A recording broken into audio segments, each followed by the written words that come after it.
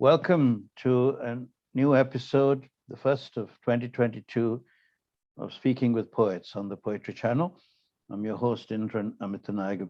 And tonight we have with us the great poet, Susana Case. Welcome, Susana. Thank you, Indran. Thank you so much for having me on. Sure. And you're going to be speaking about your new book, The Damage Done. And I've been enjoying this sometimes rather chilling book, and I want to know about it and what brought you to write this particular story, this particular collection of poems. And perhaps you could give us a little introduction to The Damage Done, and then we'll go from there. Go ahead. I've been trying to write this for 20 years. I tried to write it as a novel, but I am not a novelist. I am a poet. I'm not a novelist, although the form this ultimately took is, in a way, a novel in verse, in that it is one long poem about the subject. Now, the subject has interested me for a very long time. It's the subject of the poems. The underlying subject is the COINTELPRO program of the FBI, which began with J. Edgar Hoover in 1956. Some people feel it continues unofficially. We can find certainly echoes of it in the Trump administration's response to Black Lives Matter protests, for example. This was a program of covert activities, illegal activities, which attempted to discredit a lot of progressive groups at the time. Black Panthers, feminist organizations, indigenous rights organizations, civil rights organizations, Vietnam mobilizations. Doesn't sound like good meat for poems, but what I did in the book is create a set of characters. And the book starts off with the protagonist at the beginning of the book is dead. The protagonist is a model named Janie with an eating disorder who has been harassed by the FBI because of her contributions to progressive causes, including the Black Panther Party. What COINTELPRO did, and what I try to illuminate in the poems, is what COINTELPRO did. It was a series of clandestine operations on these groups in which they infiltrated groups, attempted to destroy these groups, illegally surveyed these groups, and often harassed people to the point of possible suicide. And they did this through sometimes direct assassination themselves, illegal searches, something called snitch jacketing, where you create the rumor that someone in an organization is snitching to the FBI, even though they're not. And in that way, you get rid of potential leadership. Sometimes local police cooperated, sometimes they didn't. Now, ultimately, in real history, not in the series of poems, which is fictional, the Church Committee did an investigation of the abuses of the FBI and issued a report. And so the public became aware to some extent of what these misdeeds were. Yeah, thank you for that introduction. I mean, poetry about politics, poetry about the affairs of our society and the state seems to be the field where you're exploring in these poems. And it's alarming, to say the least, what you talk about, this counterintelligence activities of our own government directed at elements within our society, this free society, quote unquote, which is subject to this kind of surveillance and monitoring and interference with the Yes, free so exercise. that is the part that is true. Now, the details of the plot, so to speak, in the series, in this collection of narrative poems, is fictional. I mean, it's Right. based on composite characters and some things that actually did happen, but it's not meant to be a creative nonfiction or a documentary. Right. It's not meant to be a docudrama or something, No. but it is. You know, they say that the truth is perhaps even more present in the book, because precisely because you liberate yourself from the need to correspond to some known reality, because you're taking elements that are true elements from our history and weaving them together to make a point. In a sense, it's an opinion article. Well, I don't want to be didactic about the point. There's a story in the poem, but there's my attempt is also to make poems, and it's very difficult to write political poems without being preachy. And I hope I have not been preachy. No, not at all. In fact, you have made poems, but they happen to be about political subjects. Let's go to some of the poems so people can hear what these stories and these characters that you've invented or composed from real life elements. Go ahead. Okay, now I have to say they're not necessarily explicitly political, but let me read you, I'll read you one of the ones that is very explicitly political, and then I'll talk a little bit about what the inspiration was for it. I put together some of the epistolary poems for my talk with you, because there are a number of them in this book, and I don't think I've ever written so many epistolary poems as I have for this particular book. And I used the epistolary format to insert myself into the action of the book, which takes place in the late 60s and early 70s, and generally does not include me. So I am kind of this other voice that comes in, kind of like the muses or something, to talk about what's going on. So this is about maybe a quarter of the way through the book, and it's called Dear So-Called Bad Apples. Dear tightly wound killers of those already kneeling in submission on the worn bare floor. Dear tactical unit cops, more than a little cranky, heads going off like percussion caps once the cool professional, the detonator in waiting, arranges deaths. The Fed who steps back into shadow knowing the dead can't speak. Dear assassinate expediters of body bags, who puts a loaded gun to the belly of a pregnant woman? You show up and people move inside or slink down the street. Creator of martyrs, of revolutionary groups that don't exist, of false assassination threats. You ought to instill more fear than your fake militants, but this country is sleepy, yawns, allows you to persist. I think you can see in that part of what inspired me is the current events, and often I go back to history when something is disturbing me in the present. Now, that particular poem, Dear So-Called Bad Apples, is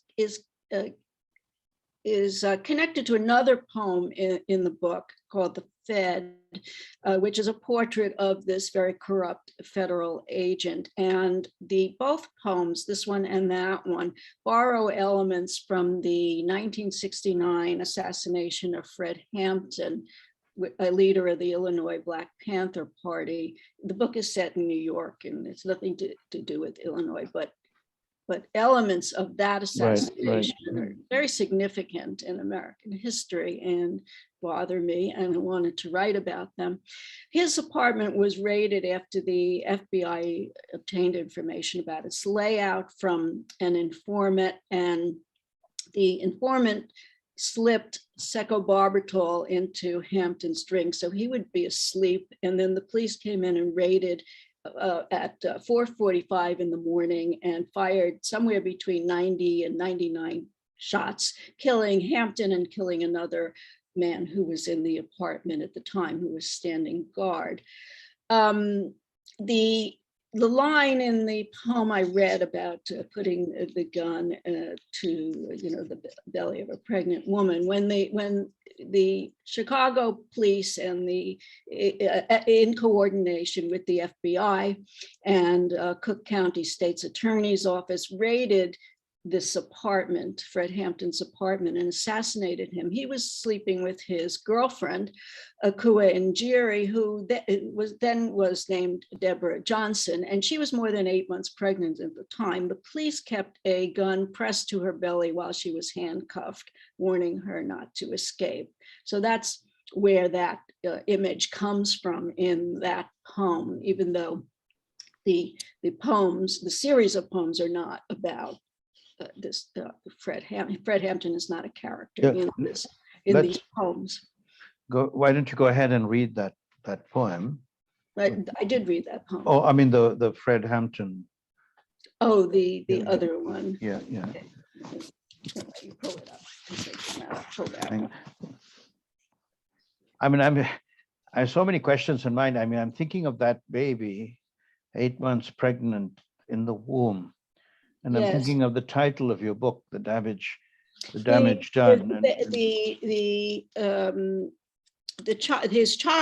child later became an activist too, did survive. And he became a progressive activist.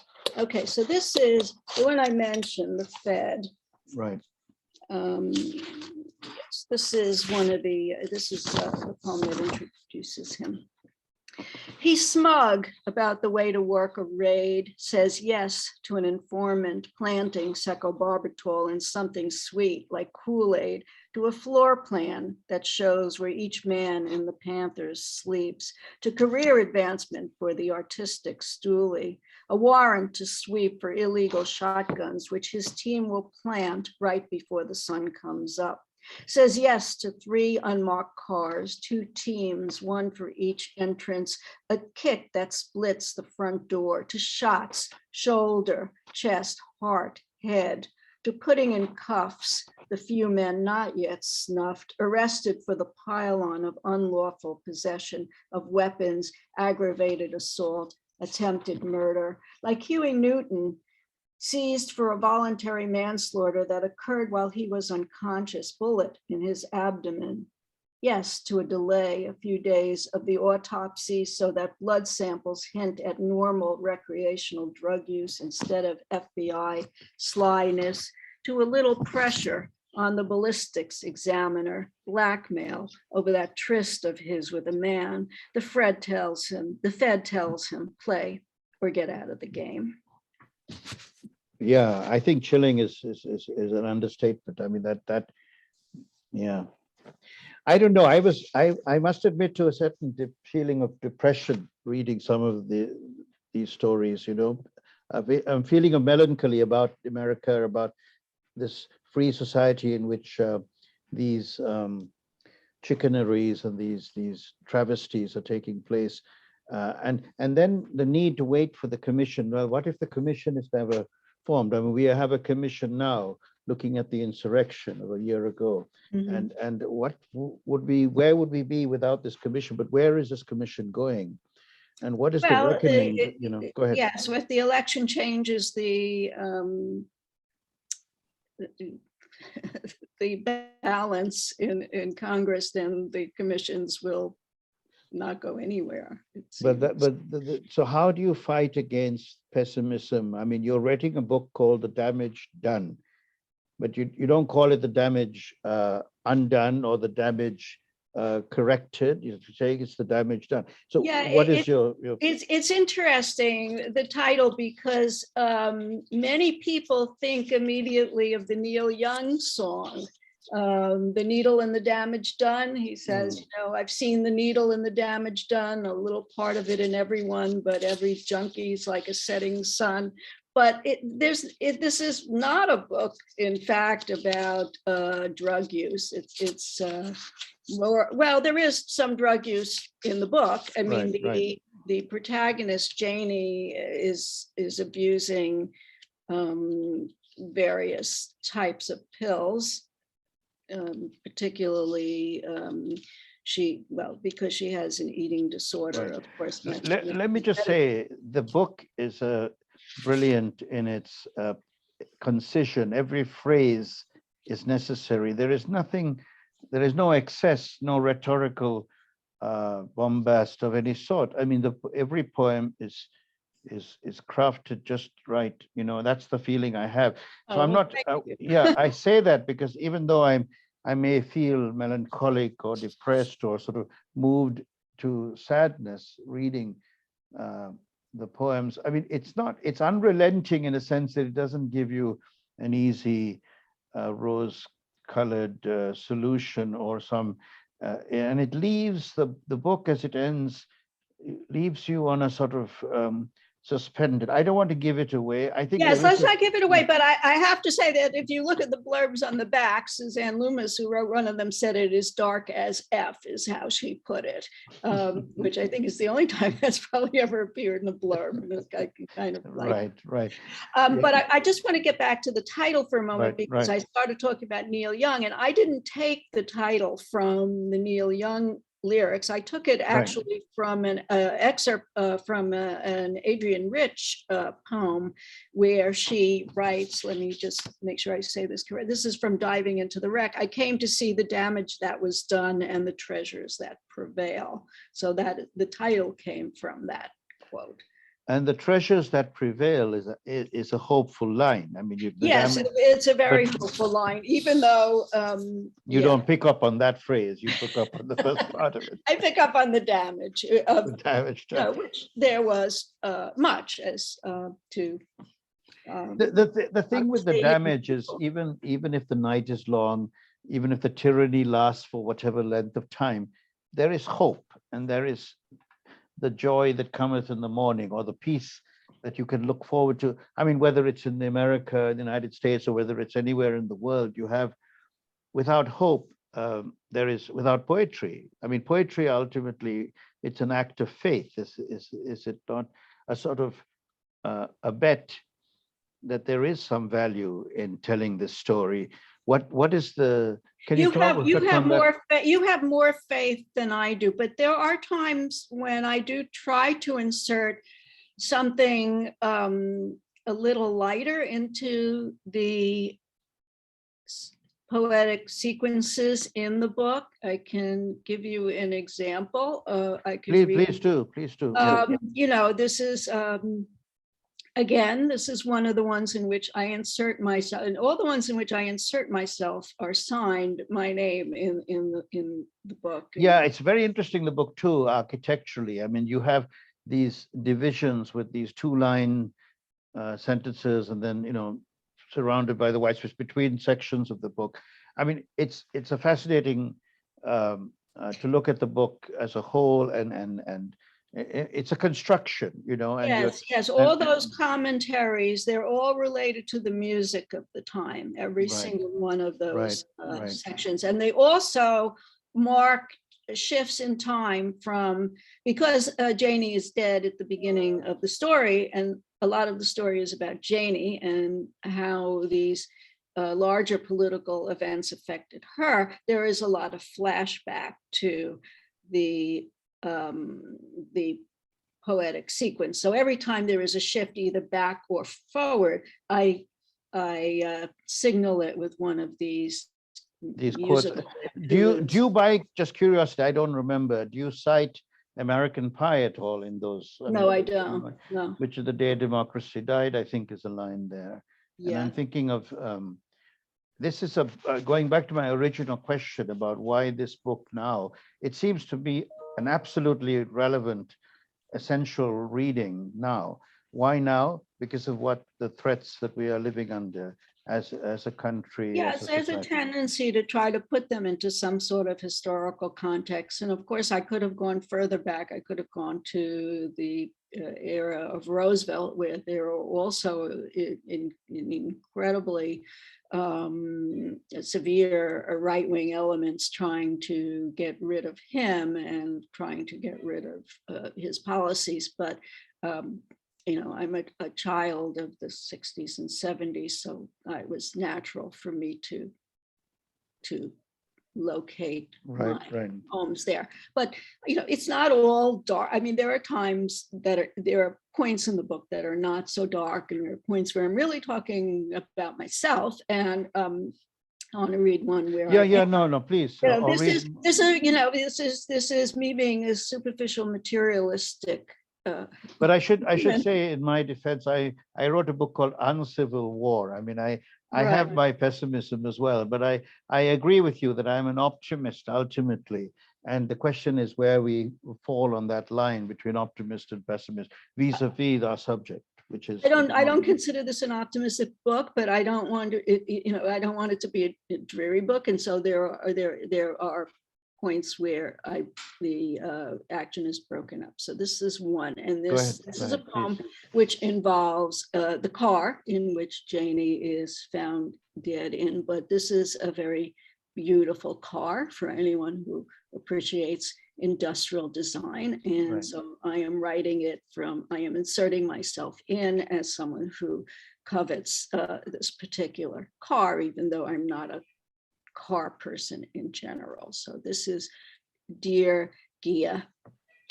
Dear Type 34 Lipstick Red Carmen Gia, dear Razor Edge Gia, expensive Gia, styled in Italy, anointed by the gods. You are the car I would drive if I weren't the Volkswagen van type.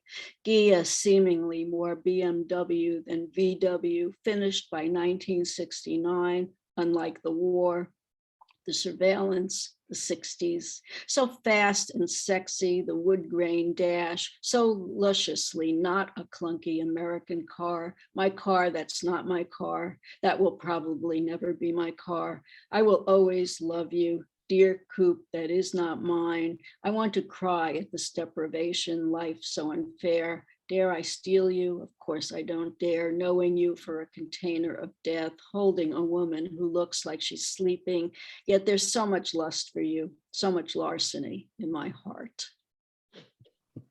I love that. So much lust for you, so much larceny in my heart.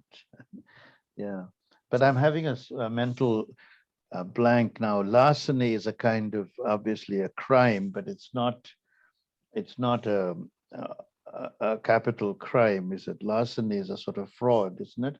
Am I thinking? Well, it's stealing, and I'm stealing, talking about, I want to, steal this car. I want to steal this car. Can you talk a little bit about? I know your poems about poetry are not your preference, but you have a poem about poetry. You refer to poetry in one of these poems. Do I? There's a line. Oh, well, okay. There's yes, but not the only. Janie is a paranoid figure. Yeah. In the book, but what they say about paranoia. Sometimes it's true, and so she starts to distrust everyone, including her doorman, right? Who is scribbling things down on paper so that she thinks he's monitoring her. Now, other people are, but her doorman isn't. Her doorman is a poet. Her doorman is writing poems. Yeah, I love that doorman. But she thinks he's writing notes about her. Right. No, I love that doorman. He's a sort of a minor figure in your tragic history, but he's a kind of an oasis for me, because he's because No, he's writing he's writing poems. poems. I generally I am skeptical about poems that discuss poetry. I don't know, maybe they're too referential, too self-referential for me. I've written a few, it's true, but for me, poetry is the vehicle, but it's not necessarily the subject matter. Right. And I know we differ greatly here. No, that's fine, and that's well said. The tent is large, under which we both sit, and we're both Democrats in the sense that we are opposed to these tyrannical acts that you are and abuses that you're writing about. There are so many fascinating characters in this book. The detective, for me, Janie herself, the lover, the husband, even, and what his politics and his perspectives, and then this sort of the idea of how do you move on against the system when the system is telling you, who are you? You're a detective, a small fish in a big sea where there are a lot of sharks. How do you protect yourself and move on? I think it raises lots of questions about personal agency vis-a-vis social malaise and political manipulation, and how when we think back to the 60s, we lost lots of people, great people who were killed, right, for their beliefs, and Martin Luther King and Malcolm X and so on. And we also lost in that some of our innocence. There's a line somewhere in your book which talks about what happened to, was it the Age of Aquarius, or what happened to the age? Yeah. Yes, the detective is out in his backyard, and this is when, and his son runs out to the backyard to say that, that particular song just won a prize, and he's all excited, but Right. the detective is in the middle of this corruption that's going. Here, I'll read that poem. It's one of the epistolary poems, and it's Dear Detective. Hunched up against backyard dampness, smoking, you watch the sky, think about the tomatoes that haven't been planted for years, old canning jars bunched on a basement shelf next to a table saw, now gathering dust. Think about having to cover up something to let it grow.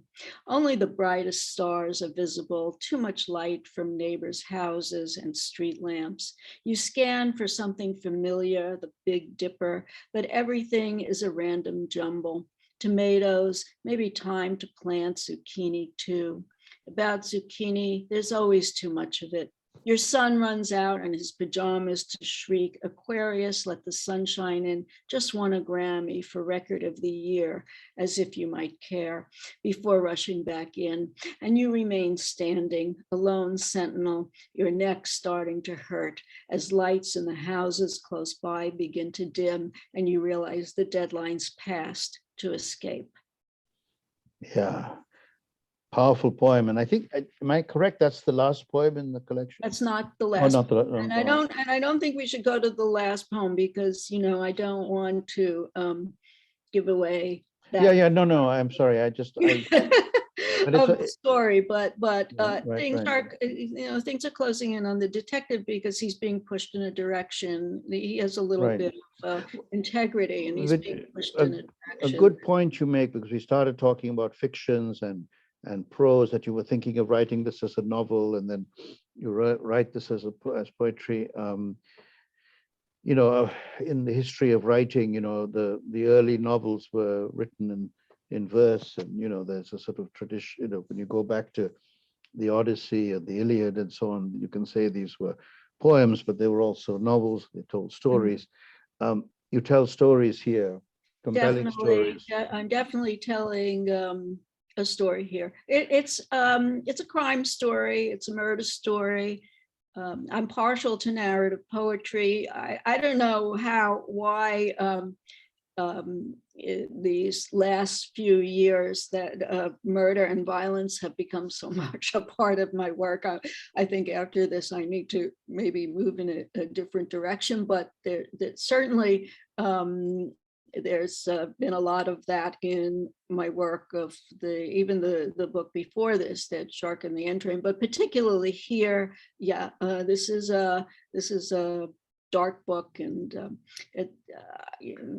as an adolescent, my father observed that I was attracted to the dark side of things, and I think to some extent that might be true. Right. And I have an academic background, as you know, in sociology, and worked many decades as a sociology professor. So I'm interested in all kinds of rule breaking, but yeah, crime and violence, they appear and they reappear in my work. And I'm particularly interested in gender-based. And there's no harm at all. Inevitably, when you explore the dark, you think of the opposite, the light. I mean, the world. Well, you think light. of No. The world thinks of the light, because there is no option. The sun will rise. You see, I mean, I'm just suggesting that. To me, it's a vehicle. To me, it's a vehicle Yeah. for examining the crimes committed in this book, the murders contained in the narrative. They're vehicles for examining the period, the late 60s, early 70s, and the overreach of what were even then powerful forces moving toward authoritarianism. That's what I'm interested in. So there isn't necessarily a light. We'll see. You know, the central motivating interest here is is that. All right, then let me put it this way. If there isn't necessarily a light, if we are reading a book that is implacably sort of dark and there's no exit, then what do we do?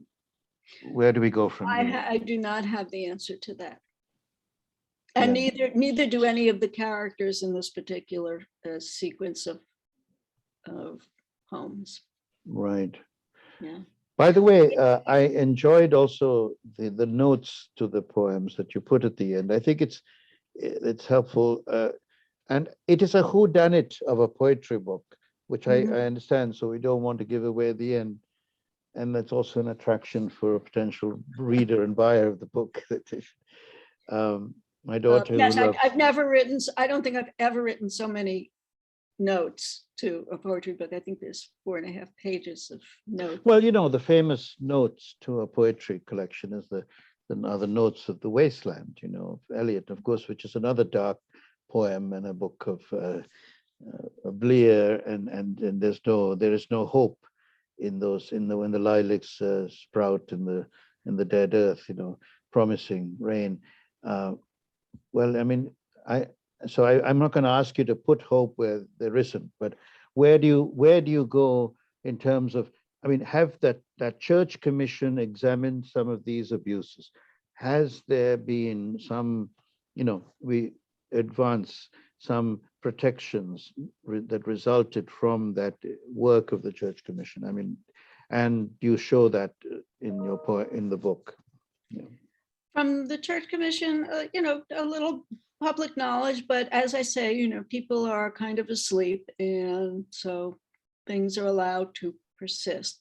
I don't know that I have a hopeful book here, but as I said, there are some light moments in it and Right. I'm going to read you another one just to show you, and it's not all dark, and this is a cento, although it pains me to say cento, because as a student of Italian, I feel the pronunciation should be cento, but everybody says cento, so okay. And tell us what a cento is. Not everybody listening will know. Okay, it's a poem constructed of lines from other works of literature, or it could be movie titles. It could be lines from other people's poems. This is the one I wrote here is constructed of lines from various songs that were sung by Jimi Hendrix, and you know, everybody loved Jimi Hendrix, of course, in that period. Everyone my age loved Jimi Hendrix, and so this is called Dear Jimi Hendrix.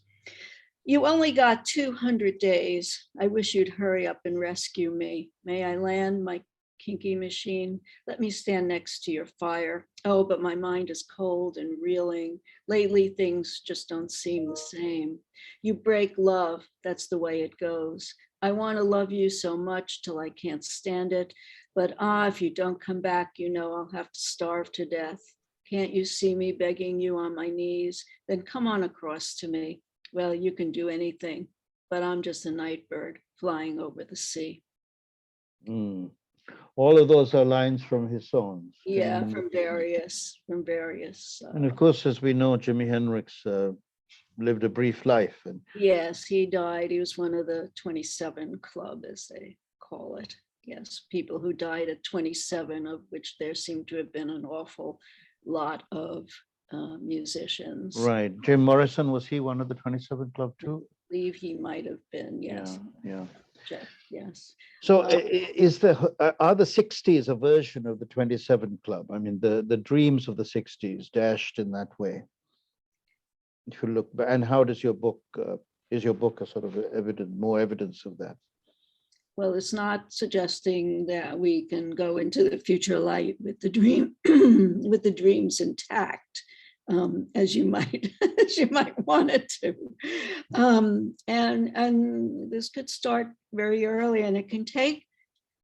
It can manifest itself in very small things sometimes. I'm going to read you another poem and talk about this a little. This is not I know you're looking at very large global sorts of political movements and things that can be done, but sometimes the damage is on a very personal level and doesn't really move beyond our own small lives. This is a poem, another one of the epistolary poems. This is called Dear Carol, and I based this on an actual old friend of mine and an incident that happened when I was very young. Yeah, I know this poem well, and it's one of my favorites of yours. Okay. I'll read it. Dear Carol, on TV, when I see a marcher decked in helmet, body armor, carrying a gun, demonstrating in support of the worst president ever, a cop shaking his hand as if greeting a member of the club, I think of you in skinny capris, your light brown hair teased into a crown, so queen-like and so damn young. Do you ever think about the doo-wop we listened to that summer in the Catskills on my tinny transistor? Back in the city after vacation, it took 3 subway trains to visit you in Brownsville, the graffiti-covered halls of the walk-up where you lived. I was a free-range teen, savvy about the subway, less so about social class, and I was the one who always made the trip to Brooklyn. Remember when you announced your engagement? He was a cop, your voice rising at the end in excitement as you offered your hand to show off your ring. We were barely adults. By then, it seemed the police were rioting everywhere. Oh, I said, forgetting my manners. Silence. And the chasm already there opened up that last time we spoke. Okay. So, friendship, which basically was ruined because she married a cop. It's such a beautiful poem. It's such a beautiful poem and a moving poem. I just wanted to just have a moment of silence, really, for Carol and for all of what's implied, in that, and your friendship, the friendship you describe, and how it sputters out. Just ended. Right. Well, I think we are in the few minutes that we have remaining. Why don't we finish on a flourish, maybe listening to these rich poems, as you've just read. Magnificent reading, by the way, rendition of that last poem. Yeah. And let's hear a couple. And if I just want to mention before finishing that the book is published by Broadstone Books, broadstonebooks.com, and amazing press that, I mean, I am a bit biased because I have a book with Broadstone as well, but they are doing great work. Yes, they do. Larry Yes. Moore, I'm so glad congratulations. we're pressmates, and I'm so happy for Broadstone Books, which has been very good to me.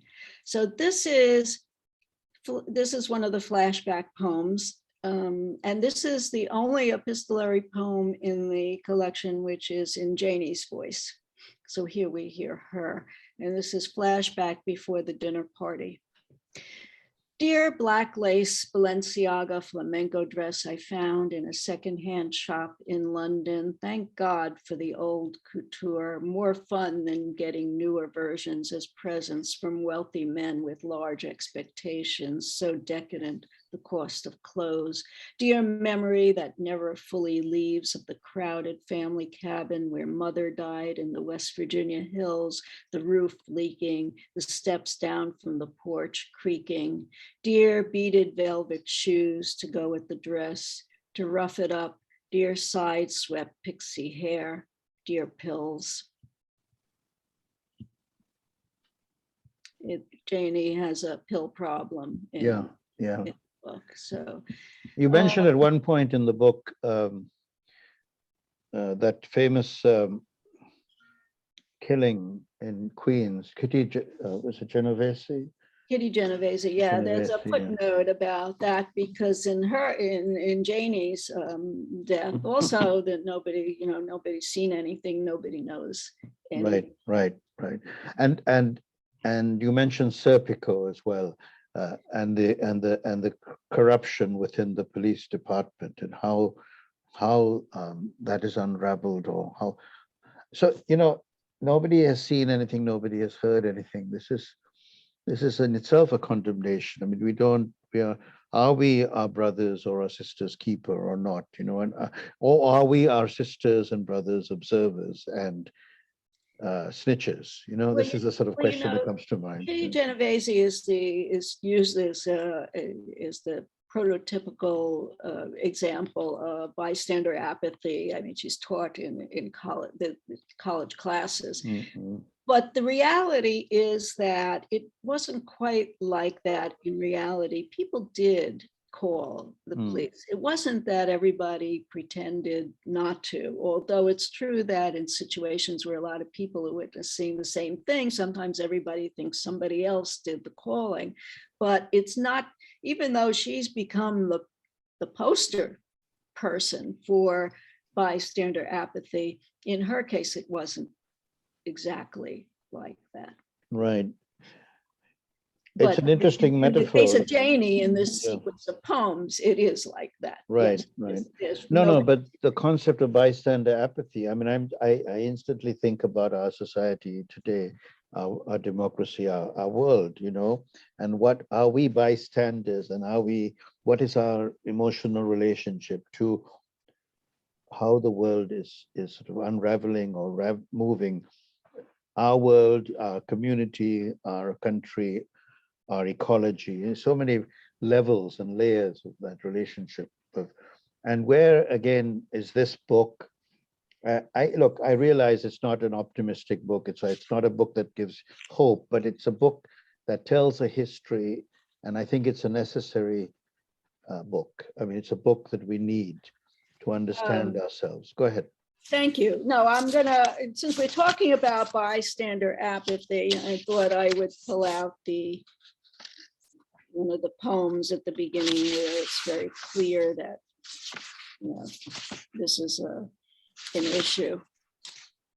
I think we can maybe finish with this poem, or would you like to read this and then read one final poem from the collection? No, I'll make this my final poem, and it's called Bystanders. Okay. That's good. A kind of instinctive connection to the conversation. Yeah. Bystanders. The other cop is guessing suicide. He wants to go home. Pills on the floor of the car and empty containers. Valium, Benzedrine, seltzer water. They'll know after the weekend. nondescript yellow brick apartment buildings, maybe a resident who said, yes, I saw something, or a quarter door fastened with a wooden bar overnight. Remember Kitty Genovese murdered in Queens? Nobody admits seeing anything from apartment windows, hundreds of windows, some curtained, some not. The dog walkers hunker down, sullen. Nobody wants to be accused of ignoring a dying woman, not calling the police, letting her be killed right there in the open, if that's what happened, next to the pretty park where the first robin of the season picks its way through ground cover. Lovely, lovely. The first robin of the season picks its way through ground cover. Your book is taking its rightful place on my bookshelf of vital books of poetry. And it's a good way to begin this year, to go back to this period of time, the 1960s, the 70s, this examination of what, how, the observations, the surveillances, and what the damage done.